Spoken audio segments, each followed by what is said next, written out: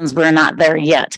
We are hoping that we will be open by the very end of May at the latest. Once the construction is looking like it will finish up, I would say early May to mid-May. And then by the time we get all of our equipment moved in, beds moved in, all of that, we should be open for business. We have been in the process of hiring the past couple of months to get staffed up.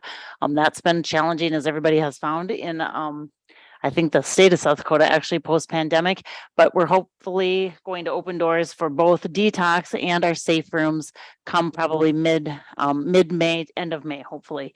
So with that, I brought a letter today talking a little bit about our funding from the county. Currently we're at $94,016. And I have it broken down here for what we give to New Horizons, our behavioral health program, and our Serenity Hills program. We're just asking for our standard 3% increase. What that money goes toward is helping us keep our doors open for sure. The new program is a little bit in question. We are funded for costs through the Department of Social Services because we can't be funded on a fee for service agreement, because you can imagine we might not have people. I mean, in a perfect world, we wouldn't have a lot of people come through the doors, right? And that would be a problem financially, but so we need to have the capacity to be available for the public for when they need this service. And we do provide this service to everyone in the Northeast region of South Dakota. So I am traveling around educating everybody about our operation and what we can do for each county and each community. But the money that would come from our counties will go toward the cost of keeping those doors open. Any extras that would not be funded, we're hoping to have like what I refer to as go bags for people that come through the doors, so that it ties them to resources back in their home community, a treatment plan or a discharge plan, a crisis plan, those kinds of things, so that people know where to look before they get in that place of needing crisis stabilization. And we're very excited about that. And I want to be clear with everyone when I'm doing a lot of these conversations that it's not a treatment facility. Our new entity is not. Serenity Hills is a halfway house program that will continue to provide that halfway house treatment experience it always has. But our new facility, which is the appropriate regional facility, that's crisis stabilization. So it's a person that's experiencing a psychiatric or mental health crisis. They will come to us and they can stay with us up to 4 days or 5 days. Right now, under the current process, we have only 24 hours to help that individual figure out what we're going to do, if we're going to send them down to Yankton, or if we're going to send them home, or what we can do with them. Now, in this capacity, we'll be able to have someone in our facility for up to 5 days, but it's still crisis stabilization and trying to get them on a longer term treatment program, whether they go back to their community, or maybe they do need to go down to Avera Behavioral Health, or maybe the Human Services Center in Yankton. So that is the focus of our program that will open up. So with that, I will stand by for any questions that you might have. It's not going to do away with that, but it should really reduce by a lot. Yes, I'm very optimistic that it will reduce the county's transporting individuals down to Yankton significantly. I would say by like 75%, I would think, because the other part, you're going to get immediate help. Yes, absolutely more immediate help. And we won't have to hold people in the detention center. We opened our safe room out at Serenity Hills in 2011, and we average about 2 to 3 people per week in the safe room. We've been closed since May because we had to exit the facility of Serenity Hills because the owner of that building sold it. So the new house where we have been staying is in Gilbert House, which was an HSA property. We didn't have the capacity in that building to have a safe room or a detox facility.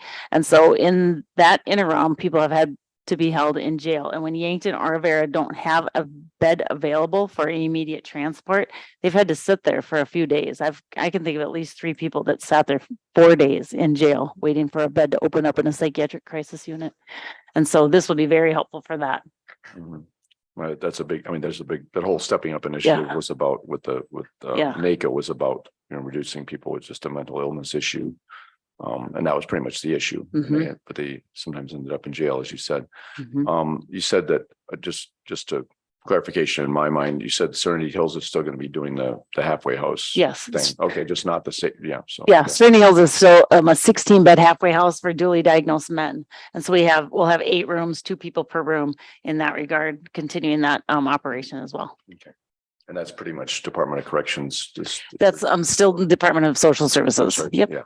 Okay. Now, there were, Codington County wasn't the only county or this region, I guess, to get one of these facilities like you had. Yep. There's more. Correct. How Yep. did they do it? Yankton took, way back when the tornado took out part of Avera Behavioral Health, they opened it up immediately, 2 beds for that purpose. But they have, a residential facility for, drug and alcohol treatment.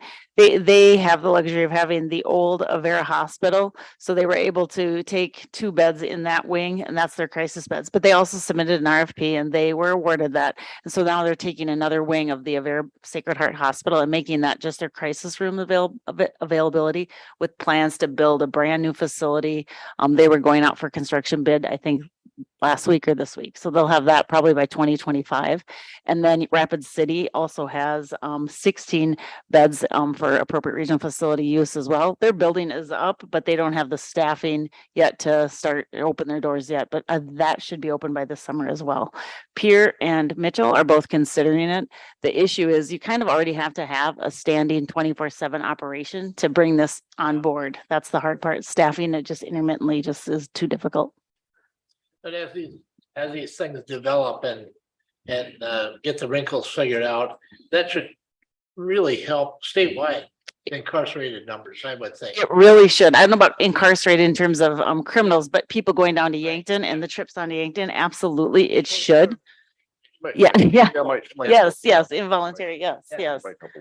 Yes, I mean, that's what made our legislators decide that this is the path that we wanted to take, because when they did a deep dive on why HSC down in Yankton was kind of busting at the seams, it was because we were transporting people down there that were in acute crisis, and they were coming back in short time. So we need to keep tooting that horn so that they don't think that what they did was in vain. Right, absolutely. Yeah. Any questions for Carrie? Just one quick question on that. So you can keep them for 5 days, and is it kind of just based on, the research and the study of the issues? Is that typically sufficient? I mean, is that given that, so it's a lot of short-term. So I know sometimes we'd be frustrated sending a guy down to HSC and it's like, okay, he's okay now. Yeah. Well, and within a little bit of time. Right. And that you're making a good point. So that's why we call it acute stabilization. So I do feel 5 days is more than adequate to stabilize that crisis. But when you talk about an individual needing that longer term treatment, that is when we want them to go back into their community and get that from their community mental health center. Or if they are deemed severely mentally ill and they need longer term, we'll still end up probably transferring them down to Yankton, where they might stay for, up to 3 weeks. And that's when you're talking about individuals who might need an injectionable and injecting antipsychotic medication. And then we want to stabilize that and make sure that that's under the direction of a medical provider in-house. So it's a little different. I mean, maybe this is the wrong word, but it's almost like triaging the situation more effectively. And absolutely. Yeah. I refer to our new facility, the appropriate regional facility, as a mental health ER. It's exactly what it is. We can keep you for a few days, like I said, but we eventually want to get you back home where you can stay and see an ongoing counselor, ongoing medical provider. Appreciate the information. I did have one thing off topic to mention to you. Last week, we briefly discussed a lot of counties around the country are getting an opioid settlement money. It's not a ton. I think it's $9,000 some dollars. So just to kind of put a bug in your ear, but we have to decide what to do with it, but it's a long list of things that are related to opioid addiction and prevention and things. So that actually came up at our mental health directors meeting. Pierre and I think Yankton have both been approached by their county. And Brenda and I just really touched briefly on it, that it's a great use for our prevention department. HSA has their own prevention department that directly addresses opioid use and abuse. So that would be. Okay. So we'll have to continue that discussion, I think, and take action. There's probably other reporting requirements with it. I mean, like with other. Did the one report for this year, just. Okay. Simply that no funds are being used. Okay. Okay. All right. Yeah. And I will be back to welcome you all to either the ribbon cutting or a tour when we get a little bit closer. We're getting very close. So you'll see me again. Okay. Hopefully not as a patient. Yeah, that's right. That's right. Yeah. All right. Well, thank you very much for your time. Thank you. Thanks, Gary. That was good. Thank you. All right. Do you want to go back up to number 7? So action to approve the auditor's account with the treasurer and to note the monthly register of deeds fees. All right, so your first sheet will show what the ending balance was on the last day of March. And, the tap on hand. On the second page, it shows the special revenues. Custodial funds and pass-through dollars. On the fund cash balance report. And Okay, then registered deeds fees collected during the month of March, and that was 27,583. is Anyone has any questions? there a motion? So moved. Motion by Johnson, I'll second that. second by Schwer. Any other questions or discussion, questions for the auditor? Okay, all in favor, please say aye. Aye. Opposed, say no. That motion carries. Thank you. Number Thank you. 12, note the board will meet as County Board of Equalization at 1 p.m. April 11th. That's today at the courthouse. So we'll meet in this room. So it's 1 p.m. and that's to hear appeals on property assessments, value assessments. And number 13, note the board will meet as a consolidated Board of Equalization at 7:30 p.m. April 11th. That's today in the chambers of the Watertown City Council and City Hall. So those two meetings are taking place today. Chair, for our new commissioner, just where you go in at City Hall, there's a door on the east side. I don't know if you've ever Yeah. been up in the Yep. council room or not, but first time I went there, I wondered, what door should I go in there? And don't take the elevator, because sometimes it stalls halfway up. That's not that. It's good exercise. Take this here. Okay. All right. Number 14, action to declare computer surplus to be destroyed. All right, so this item is from the Register of Deeds office. It is a computer that was purchased in 2017. It's a Prune 600. You have the serial number, I believe. Did I send that sheet out? Oh, wait, it's separate. Okay, you want that? I thought I had, Maybe it's. maybe I didn't do that on that I one. don't think it's in here. Okay, so the serial number is MXL 7261P6D. The more important number is GEN 01645. So this is just an item that is surplus to be destroyed. Is that registered deeds? Register of Okay. Deeds, yes. Is there a motion? So moved. Motion by Waterman, Second that. second by Schwer. Any other questions or discussion? All in favor, please say aye. Aye. Okay, the motion carries. Number 15, action to approve abatement applications. Yes, we have several of those. These have all been over to the city and they have approved all of them. So now they are before us. I will give you the record number, the amount to be abated and the reason. The first one is record number 19181. The amount to be abated is $4,306.08. The reason for this is the property was damaged by the storm on 5/16/2022. The second property to be abated is record number, excuse me, 21456. The amount to be abated is $82.56. The reason is the property is owned by a tax exempt entity. Third piece of property, record number 6137. Amount to be abated is $3,384.90.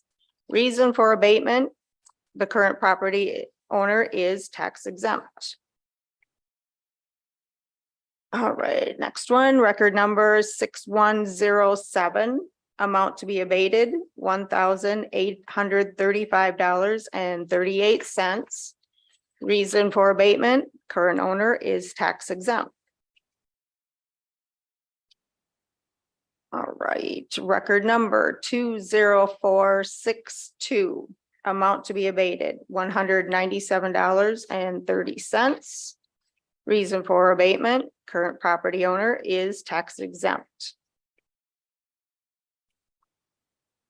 The final one is 19211. Amount to be abated, $981.90. Reason for abatement, property was damaged due to a storm. Okay, are there any questions for the auditor about the abatements? Can I do it in one motion? Yes. So moved. Motion by Johnson, second by Waterman. Any other discussion? All in favor, please say aye. Aye. Opposed, say no. Okay, that motion carries. Okay, number 16, action to approve claims for payment. All right, I didn't highlight anything in particular. I don't know if anyone has any questions. I did, after I sent this out, I can let you know, though, the amount that goes through, it's pass through dollars basically to the state. And that amount is, whenever you're ready, $696,524.31. So then the actual amount of the county claims is $490,868.22.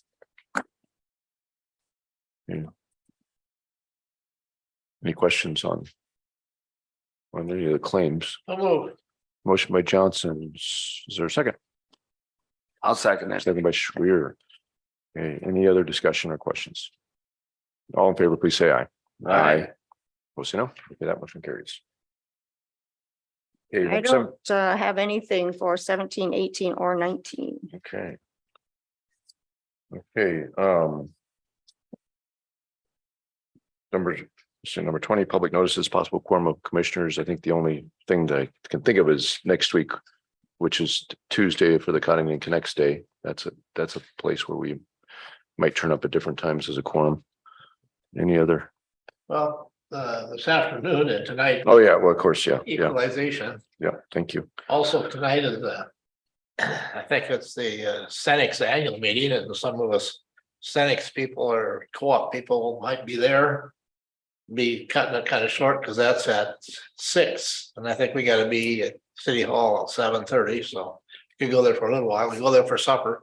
Mhm. Okay. Other than that, Commissioner Gable, I don't know how many of you are going to the workshop next Wednesday and Thursday. That might be a Oh, possibility. thank you. I guess we can mention that next Tuesday. I'll Right. put it on there as well about the spring workshop, new officials. So Thought I signed up for you probably did. that. Okay. I can go back and look. Okay. I Yeah, think that's, Randy yeah, did. that's, so that's what we're, Lee did. I yeah. don't know if Myron did. are you doing the workshop? which one is that? The New officials, spring workshop. SDACC workshop next week. I believe there's another one in May. I'm gonna send an email to Chris. I thought there was Another one? one I was Oh. thinking, but I'll double check yeah. on that. Okay. Those are good. Those are, I always find those useful. When is that? This is It's next Tuesday, but you would have had to have registered already. Yeah, county commissioners. Annual. Well, workshop. actually, it's next Yeah. Wednesday, Thursday, basically. Okay, anyway, so, I don't have it in my book, so I must not have. okay, all right, so. Okay, so number 21, any old business? We already talked about, we had Rick come up and talk about the flood. I think we had a problem with our audio, just to let people know about that. There's a little bit of water on Sioux Conifer Road. So this just in case you didn't, people in the room heard, but I think we had a problem with our audio. A little bit of water on Sioux Conifer Road where the Big Sioux River crosses under the road. And so that part is closed off. If anybody sees anything, please let the highway superintendent know if anybody sees any roads going under our water washing over roads. But the city and county had a Sounds closed. yeah, thank you. So the city and county had a flood preparedness meeting yesterday. So all in all, the expectation is it doesn't look quite as bad as it did. The Big Sioux will probably crest later this week. If it does, I mean, but maybe it doesn't look like it's going to be quite to the level of 2019. And if people do want sandbags, they're available at the sheriff's office, sand is available. Where is It just where the- posted at Sailboat Landing, but he Sailboat Landing. closed another road this. Oh, yeah, okay, thank you. Yeah, so also 441st Avenue is closed. That's west of Medicine Lake. So water's going over that part of the road, so. I think that's it. Any other old business? So I just want to recap that since we had some audio issues. I did attend electronically to the South Dakota Retirement quarterly meeting last week. And the system is still 100% funded. Looking for the new fiscal year starting July 1, we're looking at an increase of 2.1%. We're working under last year's increase, which was a really nice 3.5%. But the two issues that we have to deal with when we're trying to keep the system 100% funded is that the markets have not done and performed as well as we would like to have them. As we all know, stock market is up and down and mostly down. And the other thing is, which is kind of a good thing, is everybody's living longer. And there's more and more people on the retirement. We just keep living longer and longer and longer. And that's a good part, I guess. But it's still staying funded, 100% funded. So everything is good, in good shape. No, thanks for your service on that. And board. I did, it was my term was up this year. And I did file a petition and I did find out now there's nobody, I'm running unopposed. So you gotta live with me another 4 years there. So Okay. We're talking about the state retirement. state retirement, Myron, would you say the rate is going to be for this year? 2.1. 2.1. Okay, and last year was 3. That's, you know, that's anticipated. That's Right. what we think it's going to be 2.1. It's not, just like this year, we're not gonna be able to keep up with inflation because I think you handed what, a 3.0? Yes, 3.0 CPI. Yep. And but it's pretty close. Yeah. Any other old business? Any new business? Okay, anything for the open? Don't think we got any public comments? Any commissioner comments? Anything else? It's your last chance. Do we need the executive session? For contracts? Oh, boy. So, Contract. okay, so that's number 2. We don't anticipate any action, no action afterwards. Okay, so is there a motion to go into executive session? So So a motion by Johnson, second by Waterman. All in favor, please say aye. Aye. We'll say no. Okay, so no action afterwards and we can stop the YouTube. That'll be short. I guess what I meant to ask, what was it last year? 3 point, what did you say?